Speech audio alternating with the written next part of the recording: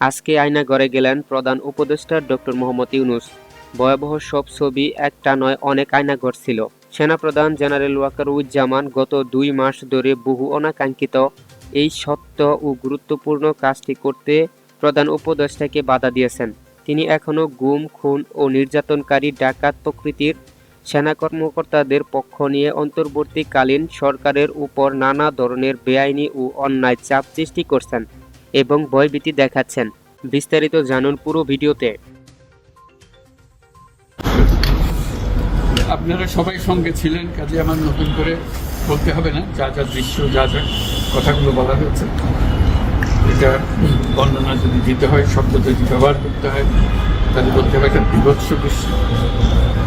এটা মানুষের মনুষ্যত্ববোধ বলে কোনো জিনিস যা আছে সেটার থেকে বহু গভীরে নিয়ে গেছে। এটা নিশ্চিন্ন করার জন্য মনুষ্যত্ববোধ যেন না, নৃশংস প্রতিটি জিনিস যে হয়েছে, যতটাই শুনি অবিশ্বাস্য মনে হয়। এটিকে আমাদেরই জগৎ, এটিকে আমাদেরই সমাজ, আমরা এটা করলাম। এবং যারা নিগৃহীত হয়েছে, যারা এটা শিকার হয়েছে, তারাও আমাদের সঙ্গে আছে। তাদের মুখের থেকে শুনলাম কীভাবে হয়েছে। কোনো ব্যাখ্যা নেই। এটা ব্যাখ্যা থাকলে কিছু একটা হলে মানুষ বোঝে যে এটার কারণ ছিল। এটা বিনা কারণ রাস্তা থেকে উঠিয়ে আনো, বিনা দোষে কতগুলো সাক্ষী সাবুত হাজির করে সেই এক্সপ্লোসিভ কতগুলো গাড়ির মধ্যে ঢুকিয়ে দিয়ে তারা বলছে তুমি সন্ত্রাসী জঙ্গি, এগুলো বলে বলে তাকে নিয়ে আসা হচ্ছে। এবং এইরকম ইন্টারোগেশন সেল, এরকম টর্চার সেল, এরকম টর্চার সেল সারা বাংলাদেশ জুড়ে আছে। সেটাও শুনলাম আজকে। আমার ধারণা ছিল যে এখানে আয়নাগর বলতে যে কয়েকটা আছে, এখন শুনতেছি এই আয়নাগরের বিভিন্ন ভার্সন সারা দেশ জুড়ে আছে। কেউ বলতে ৭০০, কেউ বলে ৮০০। এটি সংখ্যাও নিরূপণ করা যায় কতটা আছে, কত। আসসালামু আলাইকুম প্রিয় দর্শক, কেমন আছেন সকলে? আশা করি সকলে ভালো আছেন। বাংলাদেশে যে উত্তেজিত রাজনৈতিক যেই পরিস্থিতি চলতেছে, তারই আলোকে বেশ কিছু গুরুত্বপূর্ণ ভিডিও নিয়ে হাজির হয়েছি, যার মধ্য থেকে আলোচনার কেন্দ্রবিন্দুতে আছে আয়নাঘর। এই আয়নাঘরকে আজকে নিজ চোখে দেখল অন্তর্বর্তী সরকার ডক্টর ইউনূস এবং তার সাথে থাকা বেশ কিছু উপদেষ্টা। তার মধ্যে ছিল আসিফ মাহমুদ, সজীব ভুঁইয়া এবং নাহিদ, আরও অনেক সাংবাদিক বিন্দু। আশা করি ভিডিওর বিশেষ অংশ দেখে বুঝতে পেরেছেন আজকের ভিডিওটা কতটা গুরুত্বপূর্ণ এবং কোন বিষয়টাকে কিভাবে ইঙ্গিত করেছে। তাই বলি, আপনি যদি ভিডিওটি চালু দিয়ে থাকেন, অবশ্য না টেনে ভিডিওটি শেষ পর্যন্ত দেখার অনুরোধ রইল। সেই সাথে আপনি যদি আমাদের চ্যানেলে নতুন হয়ে থাকেন, তাহলে অবশ্যই ভিডিওটি লাইক, চ্যানেলটি সাবস্ক্রাইব করে আমাদের সাথে থাকুন প্রতিনিয়ত এরকম লেটেস্ট আপডেট সবার আগে পাওয়ার জন্য। আর ইতিমধ্যে আপনি যদি সাবস্ক্রাইব করে থাকেন, তাহলে আপনাকে অসংখ্য অসংখ্য ধন্যবাদ। আমরা কথা না বাড়িয়ে চলে যাই সেই কাঙ্ক্ষিত নিউজ স্ক্রিনে। ২১ বইমেলায় গ্যাঞ্জাম হয়েছে, তসলিমা নাসরিনের বই না, এরকম গ্যাঞ্জাম ইচ্ছা করে তৈরি করা হয়েছে, আরও তৈরি করা হবে। কেন করা হবে? এই আলাপে যাওয়ার আগে এই ভিডিওটা দেখেন। এডিটর সাহেব দেখা দিবেন কিভাবে প্রকাশক নিজেই উগ্রভাবে প্রতিবাদকারীদের আঘাত করতেছে, দেখেন।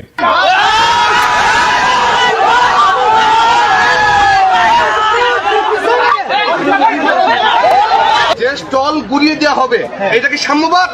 এটা কি মানবতাবাদ? স্টল ঘুরিয়ে দাও, স্টল আমরা ঘুরাইছি না না, এই প্রস্তুত দেওয়া আমার কথা বুঝেন ভাই। আপনি যাও মিলিক না বলেন, আপনি যাও মিলিক না, আমি আওয়ামী লীগ না। হ্যাঁ, আপনি নিজে দাও মিলিক, আপনি নিজে দাও মিলিক। প্রতিটা বাঙালি স্লোগান না, জয় বাংলা স্লোগান, আমাদের বাঙালি স্লোগান।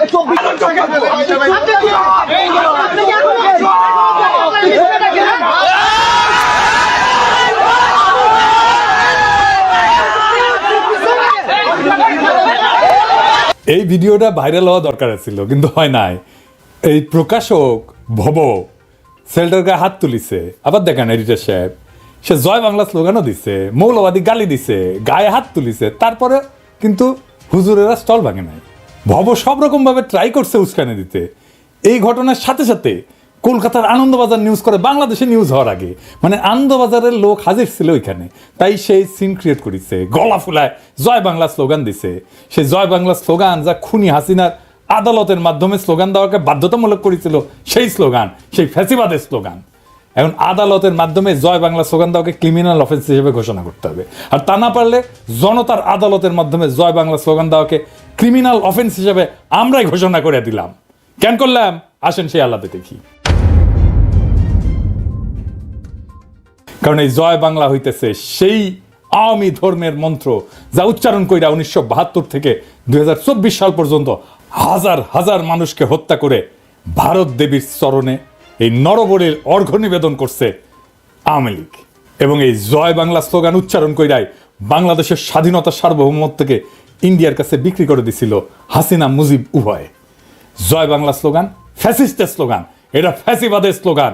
কেউ যদি এখন জার্মানিতে প্রকাশ্যে নাৎসি পার্টির স্লোগান হেল হিটলার কয় বা জয় হিটলার কয়, তাহলে ইউরোপীয় এই আলোকিত এনলাইটেন্ড সেকুলার লিবারেল প্রগতিশীল আইন কি তারে কোলে তুলে নাচবে?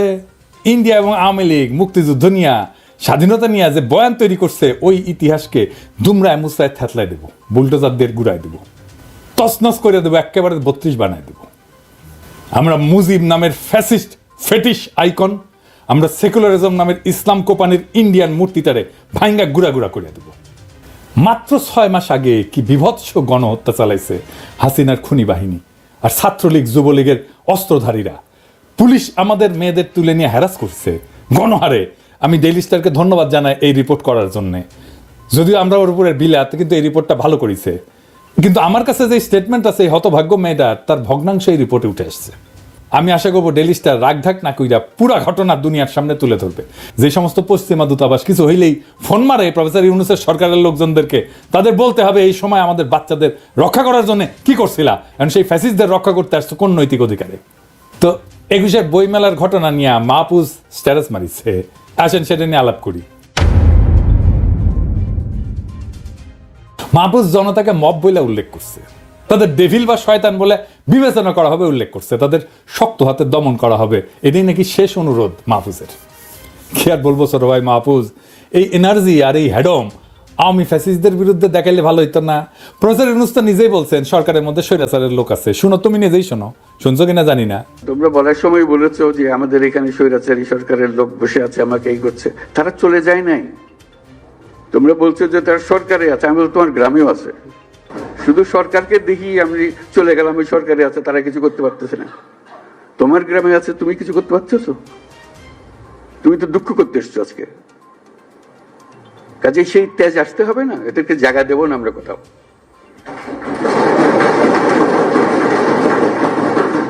আমাকে তার ভয়ে আমার গ্রামে পথ চলতে হবে, এই বাংলাদেশ করলাম আমরা?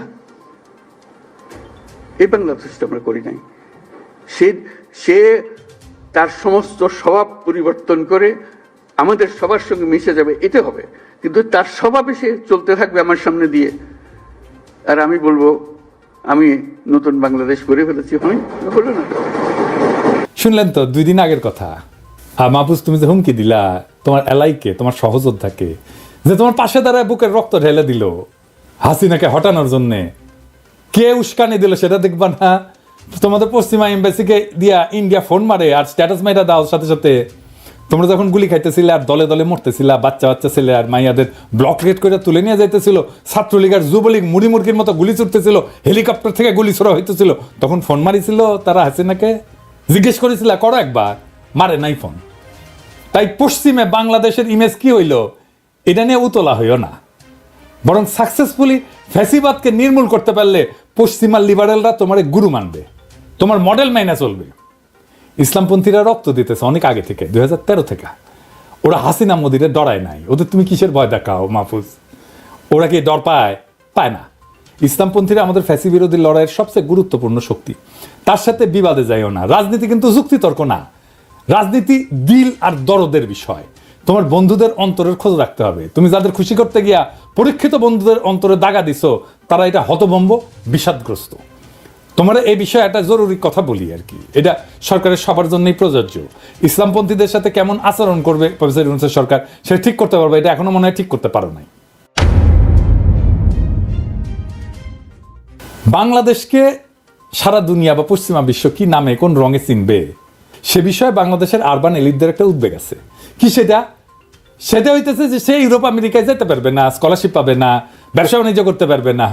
ইসলামপন্থীরা পশ্চিমে যায় না বা যাইতে চায় না তা না, কিন্তু তরুণ ইসলামপন্থী তো মালয়েশিয়া বা তুরস্কে বৃত্তি চায়। আমেরিকান বা পশ্চিমা সাহায্য বন্ধ হইলে ওনারা উতলা হবেন কেন? ইসলামপন্থীরা হবেন না তো। সেই সাহায্য কি ওনারা কখনো পাইছে? যারা সেই তহবিলের কোনো অংশ পায় না, কোনোভাবে পায় না, তাদের কি বাসে যায়?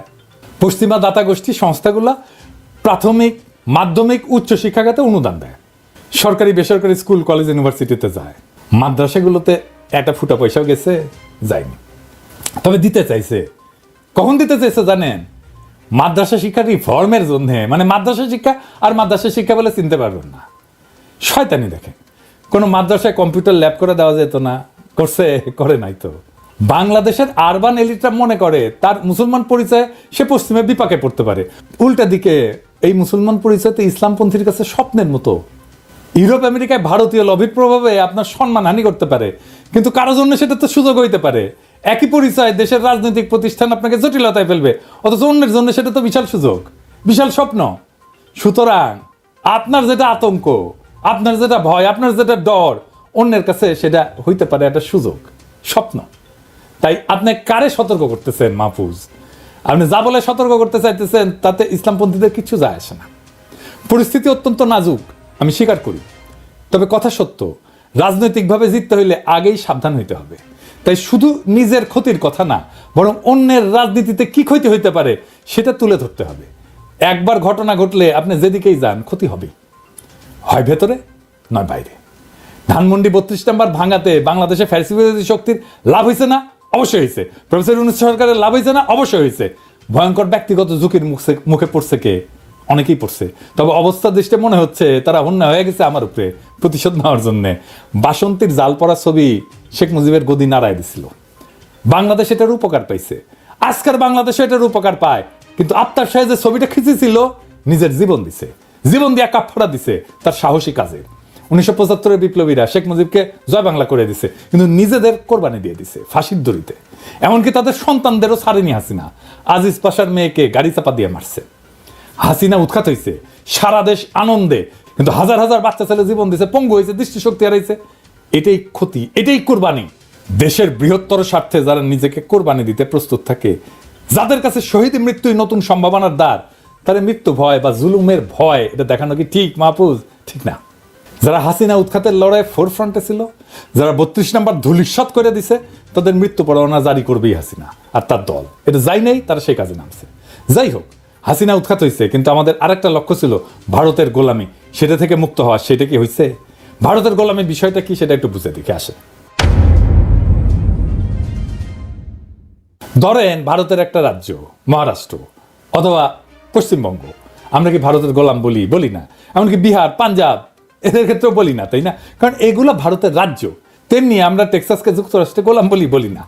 বরং কানাডা বা ব্রিটেন যখন আমেরিকার পররাষ্ট্রনীতির ছায়ায় চলে, তখন লোকে তাদেরকে তাবেদার বলে, আমেরিকার তাবেদার, যদিও গোলাম শব্দটা ব্যবহার করে না। কিন্তু শেখ মুজিব বা শেখ হাসিনার ক্ষেত্রে ভারতের গোলামি কথাটা যখন আসে, তখন তাদের বাংলাদেশকে ভারতের আরেকটা রাজ্যে পরিণত করতে চাওয়া না, বরং বাংলাদেশকে একটা স্বাধীন রাষ্ট্র ধরে নিয়ে আয়, ক্ষমতায় থাকার বিনিময়ে ভারতের প্রতি তাদের আনুগত্য দেখানোর প্রসঙ্গে গোলামি কথাটা বলা হয়। কেন তাদেরকে গোলামি করতে হয়? কারণ তারা বাংলাদেশে জনপ্রিয় না, তারা সবসময় ষড়যন্ত্র করে ক্ষমতায় আসছে। তাই তাদের ক্ষমতায় থাকাটা নির্ভর করে সে কতটুকু গোলামি করতে পারছে। বাংলাদেশের জনগণ যত বেশি তাদের ক্ষমতা থেকে সরাইতে চাইছে, জবাবদিহিতে চাইছে, ততই তারা ভারতের প্রতি আনুগত্যের মাত্রা বাড়ায় দিছে, আর ততই বাংলাদেশের মানুষের উপরে জুলুম হয়েছে। এটাই ভারতের দায়। শেখ মুজিবের বাকশাল আর শেখ হাসিনার অনানুষ্ঠানিক একদলীয় শাসন বা বাকশাল 2.0 এইরকমই ছিল। তারা যখনই ক্ষমতায় যাইতে পারছে তখনই তারা এই গোলামির এজেন্সি নিছে আর দেশের মানুষের উপরে নির্যাতনের স্টিম লড়া চালাইছে। শেখ মুজিবের আমলে 3 বছরের যে স্বৈরাচার এবং কর্তৃত্ববাদ তৈরি হয়েছিল, হাসিনা সেটাকে টাইনা 15-16 বছরে নিয়ে গেছে। শেখ মুজিব ছিল একজন স্বৈরাচার, আর হাসিনা হইতেছে একটা পূর্ণাঙ্গ শয়তান। এবার আসেন আলাপ করি কেন ধানমন্ডি 32 নম্বর ভাঙাটা জরুরি ছিল। নিজেকে একটা প্রশ্ন করেন, পূর্ব পাকিস্তানের জনগণ যে বিচ্ছিন্ন হয়ে বাংলাদেশ গঠন করলো, এটা কি ন্যায়সঙ্গত ছিল? পাকিস্তানকে দখলদার হিসেবে কখন আমরা দেখা শুরু করলাম? দখলদারকে উৎখাতের জন্য যুদ্ধ করা, এই সমস্ত নৈতিক বৈধতা কোন জায়গা থেকে আসলো? বাংলাদেশের প্রতিষ্ঠা, স্বাধীনতার যুদ্ধ 100% বৈধ ঘটনা। কেন বৈধ ঘটনা? আর এটা বৈধ হয়ে উঠলো কখন? এটা বৈধ হয়ে ওঠে 25শে মার্চের রাতে, তার আগে না। 25শে মার্চ রাতে পাকিস্তান দখলদার শক্তি হিসেবে মাঠে নামে এবং নিজের দেশেরই পূর্বাঞ্চলের নাগরিকদের হত্যা শুরু করে। এই ঘটনায় ইতিহাসে বাংলাদেশ সৃষ্টির বৈধতা দেয়।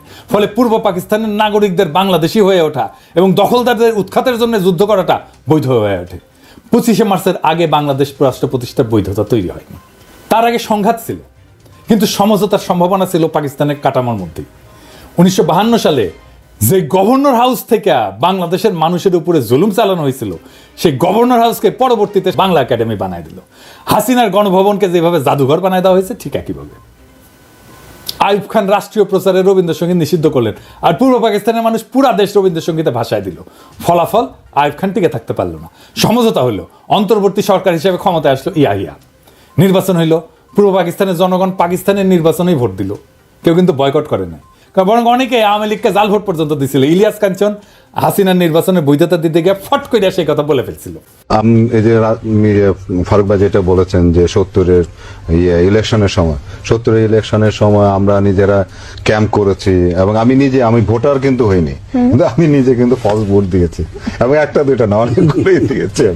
হ্যাঁ, তো সেইভাবেই কিন্তু আজকে এই দেশ কিন্তু যেমন নির্বাচনে পূর্ব পাকিস্তানের নাগরিকরাই জয় হইল।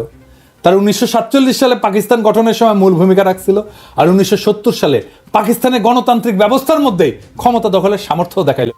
আমি আশা করি আজকের ভিডিওটি আপনি খুবই মনোযোগ সহকারে দেখছেন এবং ভিডিওটি সম্পর্কে আপনার যদি কোনো মতামত এবং প্রশ্ন থাকে তাহলে অবশ্যই কমেন্ট করে জানাতে ভুলবেন না। আর আজকের ভিডিওটি আমরা এখানে শেষ করছি। আজকের ভিডিওটি খুবই গুরুত্বপূর্ণ একটি ভিডিও ছিল, এ সম্পর্কে অবশ্যই একটি মতামত জানাতে ভুলবেন না। দেখা হবে আবার পরবর্তী নেক্সট নিউজ আপডেটে।